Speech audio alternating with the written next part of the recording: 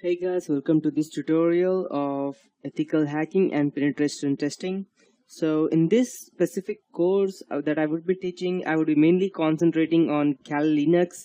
Besides, if you have some prerequisites like basic fundamentals of Linux, or if you know what programming is, or if you have at least done some basic programming stuff like C, or even better, the least easiest programming language that I think would be Python. So even if you have the basics in that, this would be much more easier for you.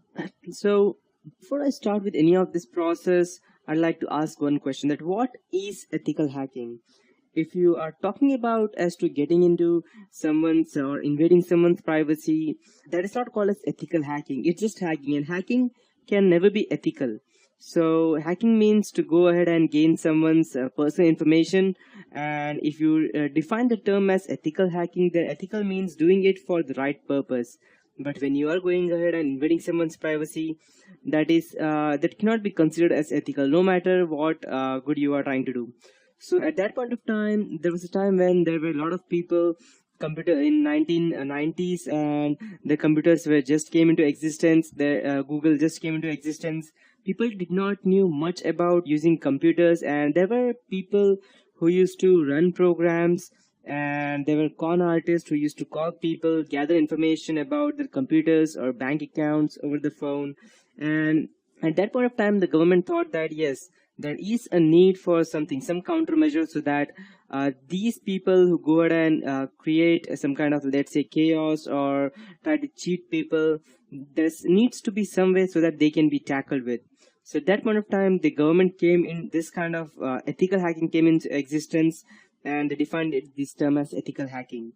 So to start with, uh, just before I proceed, let me tell you that ethical hacking is not only necessary for, let's say, for your studies, or to go ahead and get some, let's say, to get a job in a company. If you're just doing this for getting a job in a company, then let me tell you that it's not that easy.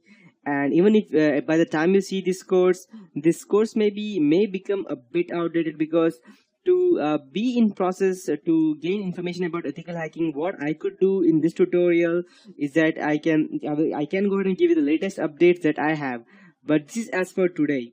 And after 1 week, there may be new updates, there may be more zero-day vulnerabilities, and there may be more different kinds of trojans that I won't be able to secure you from now on.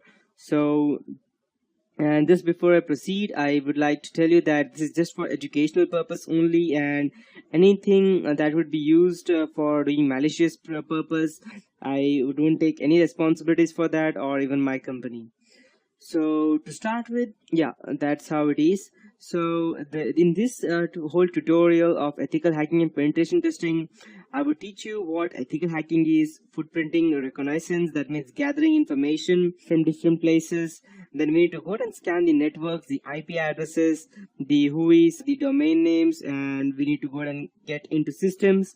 So getting into a system is far different from what we see in movies.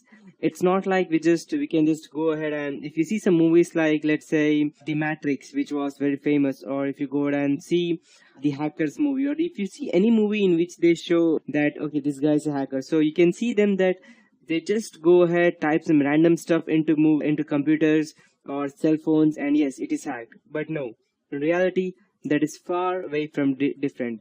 It's not that interesting that you just go and get some terminals like this, the one I have on my screen, and you just go ahead and type in some stuff, and yes, you can go to hack. No, it does not work like that.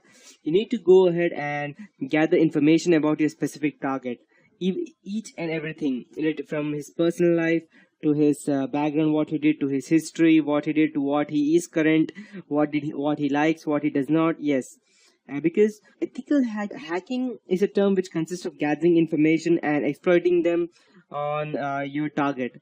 But ethical hacking is not only to save yourself or your customer to whom you would go and save from getting, let's say, getting indicted from the specific hacker. It's also about attacking them. So you might be thinking that why do we need to attack someone? If you go ahead and try to penetrate someone else's organization, then it is unethical, right? Yes, that is unethical. But if you get the permission, then it is not. So there are some, or not some, I can say that most of the organizations allow penetration testing on their firms. The reason being that they need to know that if there are some hackers out there, and so how could they go ahead and save themselves from them? So they go ahead and authorize a penetration tester, someone like me or someone like you who would become after going through this whole project of mine. So once you go through this project, you will become some kind of an ethical hacker, but you need to keep yourself updated and you need to go ahead and practice continuously, and there is no actually stop for this ethical hacking.